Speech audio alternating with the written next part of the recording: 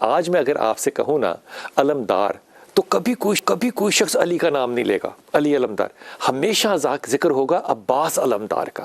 حضرت عباس میں کون سی علمداری کی وفا ہے جس پہ کہ یہ لقب جو ہے یہ حضرت عباس لیتے ہیں؟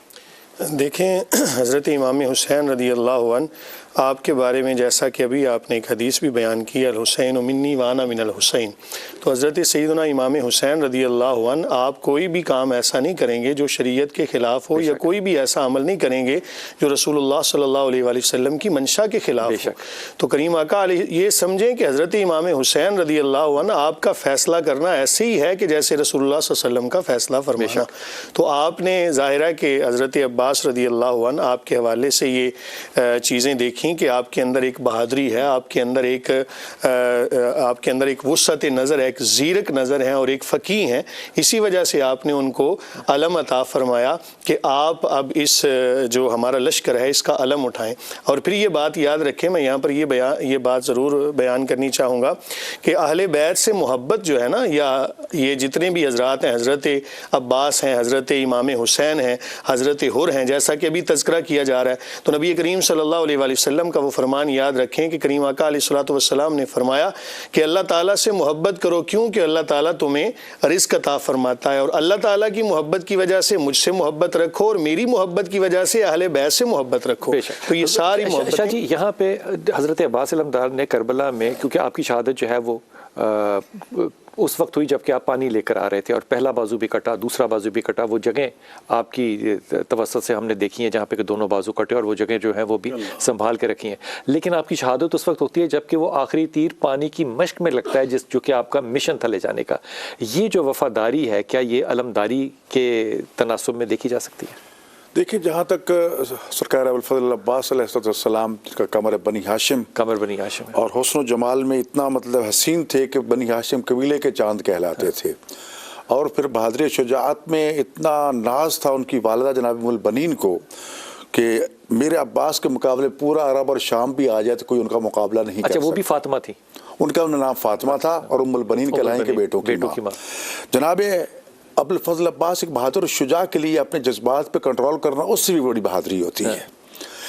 امام حسین علیہ السلام نے جب 7 محرم کو کہا عباس دریا سے خیمے اٹھا لو، اور عباس کے لیے برداشت کرنا بہت مشکل تھا کہ میں اور خیمے اٹھاؤں اور یزیدیوں سے ڈر کے، لیکن جو ان کی زیارت میں کلمات کہے گئے نا، المطیع للہ ولرسولہ، کہ ابوالفضل عباس وہ ہیں جو اللہ کے احکام کے مطیع ہیں، اللہ کے رسول کے احکام کے مطیع ہیں، اللہ کے رسول کے ولی امام حسین کے احکام کے مطیع ہیں، ان کے حکم کے سامنے ذرا بھر بھی سرتابی نہیں کی۔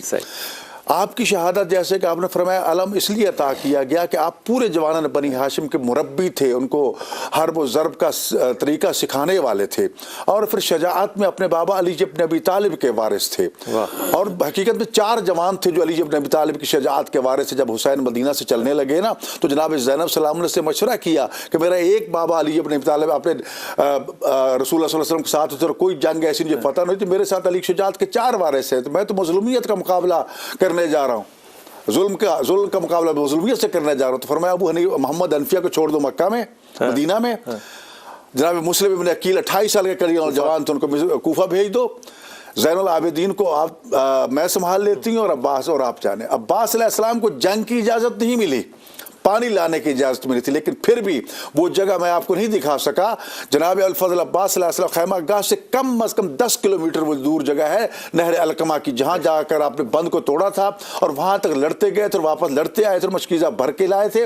اب چونکہ امید یہ تھی کہ پانی پہنچے، جس طرح پہنچ، بازو کٹ گیا پرواہ نہیں، دوسرا کٹ گیا پرواہ نہیں، اور یہ فن مہارت جنگ کا اتنا تھا کہ ایک بازو قلم ہوتا ہے، اسی لمحے میں تلوار بھی تھامتے ہیں اور اسی لمحے میں علم بھی تھامتے ہیں، دوسرا بازو گرتا ہے تو پھر بھی علم کو نہیں گرنے دیتے، اس لیے علم کو سر پر، کیونکہ علم پہ سب کی نظریں تھی، علم قائم ہے تو سب کے حوصلے قائم تھے۔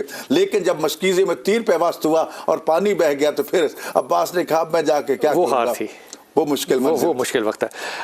ہم ہمیشہ دیکھتے ہیں شاہ جی امام حسین کو مظلوم کے طور پہ، میں ہمیشہ دیکھتا ہوں امام کو ایک مجاہد کے، ایک رکھوالا ایسا جو کہ ناموس توحید، नामूस रसालत, नामूस कुरान का रखवाला है, मजलूमियत नहीं है। यहाँ पे ऑप्शन है कि ये इमाम ने रास्ता लिया। इन किरदारों पे जो वफादार है, इसमें हबीब इब्न मुज़ाहिर भी शामिल है, इसमें हज़रत हुर भी शामिल है, इसमें हज़रत अब्बास अलमदार भी शामिल है। इस पे तस्करा फरमाइए। बिलाशुबा हबीब बिन मुज़ाहिर को जो आपने ख़त लिखा ना, ये सहाबी रसूल है। पहली तो बात ये समझ, लोग कहते हैं सहाबा ने ये सहाबी रसूल हैं। नबी करीम अलैहिस्सलाम के इंतहाई वफादार और जानसार सहाबा में से थे, और जनाब अमीरुल मोमिनीन सैयदना अली मुर्ज़ा करमल्लाहु हर जंग में उनके साथी थे, उनके सिपाही थे। और आपने जो ख़त लिखा ना हज़रत सैयदना इमाम हुसैन अलैहिस्सलाम ने इनको करबला से, वो ख़त बड़ा अजीब है। उसके मैं पहला जुमला सुनाता हूँ तो आपका ईमान ताज़ा है। लिखा है मिनल हुसैन इब्न अली इला रजुल फ़क़ी हबीब बिन मुज़ाहिर, मैं एक फ़क़ी। और आगे लिखा है कि आप जो है ना आरफ़ बिना, सबसे ज़्यादा लोगों से अगर आज कोई हमारी इस इलाके में पहचान रखता है ना कि हमारी रसूलुल्लाह सल्लल्लाहु अलैहि वसल्लम के साथ क्या रिश्तेदारी और क्या ताल्लुक़दारी, वो आप हैं। और मुझे यकीन है कि आप मेरा ख़त पढ़कर कभी हमारे साथ बुखल नहीं करेंगे। जब आपने ख़त पहुंचा ना तो अपनी बीवी के साथ खाना खा रहे थे, तो बीवी ने पूछा क्या ख़त है, तो कहा कि जनाब सैयदना इमाम हुसैन का ये ख़त है।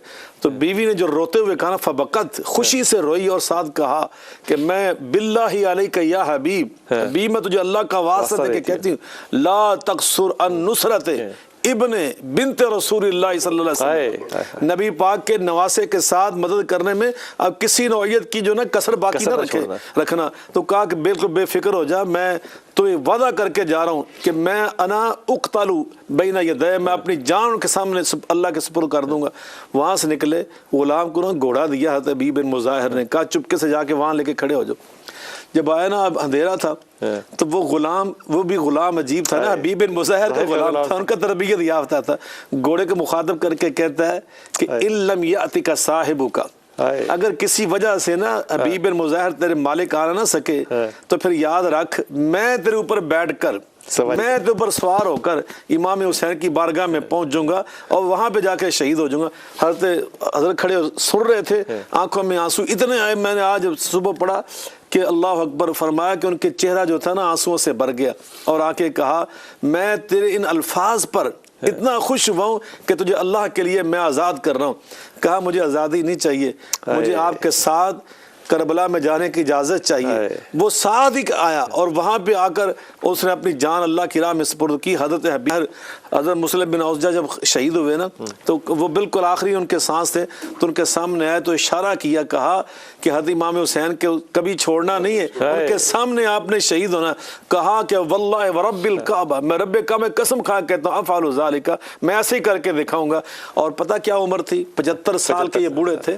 75 साल के बूढ़े सहाबी ने इमाम हुसैन के सामने जिस अंदाज से जामे शहादत नोश किया है, ये क़यामत तक के लिए उम्मत मुस्लिमा को सबक दिया कि रसूलुल्लाह से हमने यही तालीम पाई थी। और वफादारी ये है कि आज भी जब इमाम हुसैन के आप रोज़े पे जाएं तो उससे पहले आपकी जब आप गुजरे हो तो उससे पहले जो है वो हबीब बिन मुज़ाहिर जो है वो उनकी ज़ियारत है, उनको सलाम पेश करते हैं, उसके बाद जाते हैं। वो जो प्रोटोकॉल वफा का आज भी जो है वो हमारे भाइयों ने और दोस्तों ने आज भी कायम रखा हुआ।